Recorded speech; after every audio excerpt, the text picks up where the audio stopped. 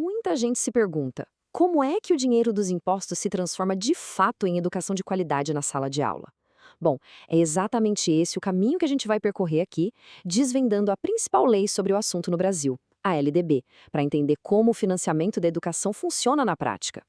Então, para a gente começar a entender esse sistema, tem uma pergunta que é o ponto de partida de tudo, né? De onde, afinal, vem o dinheiro que sustenta as nossas escolas públicas? A resposta para isso está, claro, na lei.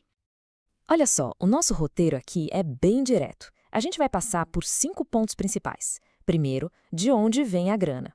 Segundo, qual é a regra de ouro do investimento. Depois, o que pode e o que não pode ser pago com esse dinheiro. Aí a gente vê como se busca garantir qualidade e equidade. E, por fim, como funciona a fiscalização de tudo isso. Bora começar? Muito bem, vamos lá para o nosso primeiro ponto. A grande questão aqui é: de onde vem essa verba toda para a educação?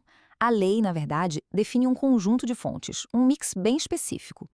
Então, a lei diz que o financiamento não vem de um lugar só, é um verdadeiro mix. A maior parte vem dos impostos, claro, mas tem também uma fatia bem importante de transferências constitucionais e de contribuições específicas, como o salário-educação. É um sistema pensado, sabe, para garantir que o fluxo de recursos para a educação seja constante. Beleza. Então a gente já sabe de onde vem o dinheiro. Mas a lei não para por aí, não. Ela vai além e define uma regra fundamental sobre o quanto desse dinheiro tem que ser gasto. E olha, isso não é uma sugestão, é uma obrigação. E aí vem a pergunta de US$ 1 milhão, né? Qual é essa porcentagem mínima obrigatória?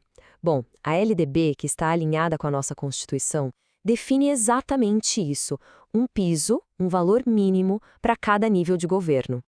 E os números estão aqui bem claros. O artigo 69 da lei determina o seguinte: a União tem que investir, no mínimo, 18% da sua receita de impostos.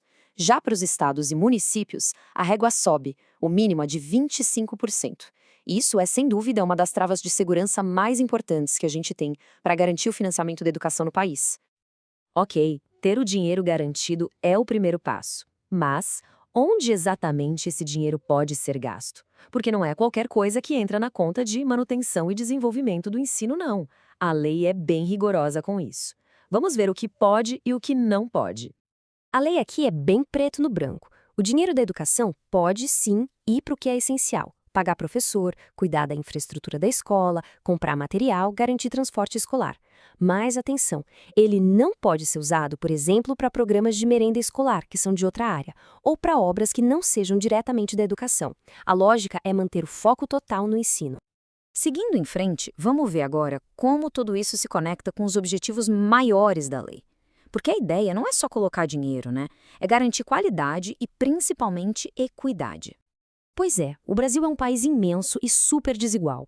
Pensando nisso, a lei criou um mecanismo bem inteligente, a chamada ação supletiva e redistributiva.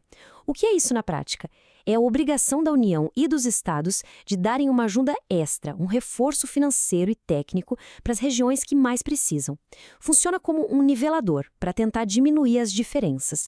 E o grande objetivo por trás de toda essa engrenagem, como diz o artigo 74, é um só: garantir um padrão mínimo de qualidade para cada aluno. A meta é que o CEP de uma pessoa não defina a qualidade da educação que ela vai ter ao longo da vida. E essa busca por equidade vai ainda mais longe. A lei olha com muita atenção para a necessidade de um apoio específico para os povos indígenas.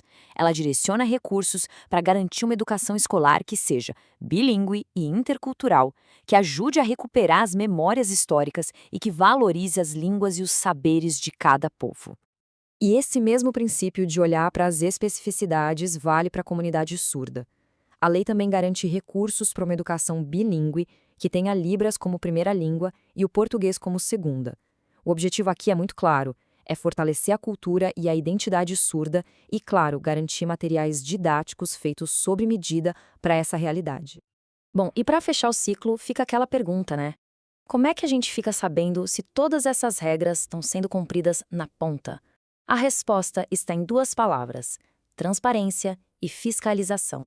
A lei criou um ciclo de prestação de contas bem claro, com 3 etapas. Primeiro, o governo apura quanto arrecadou e quanto gastou. Segundo, esses números têm que ser publicados nos balanços oficiais. E terceiro, e essa parte é fundamental, tudo isso precisa estar disponível online, de forma acessível. A ideia é que qualquer cidadão possa entrar e conferir. E tem mais, a lei não deixa margem para dúvida. O artigo 73 diz que os órgãos de controle, como os tribunais de contas, têm que olhar com prioridade máxima se aqueles percentuais mínimos de investimento estão sendo cumpridos. Ou seja, não é um se der tempo a gente olha, é uma obrigação, é a primeira coisa na lista de checagem deles. Então, conhecer a lei é o ponto de partida. Mas a grande questão que fica no ar e que vai além do texto da lei é: esses recursos são suficientes? E talvez mais importante ainda, eles estão sendo bem aplicados para de fato transformar a educação no dia a dia? É uma reflexão que vai muito além dos números e que a gente precisa fazer constantemente.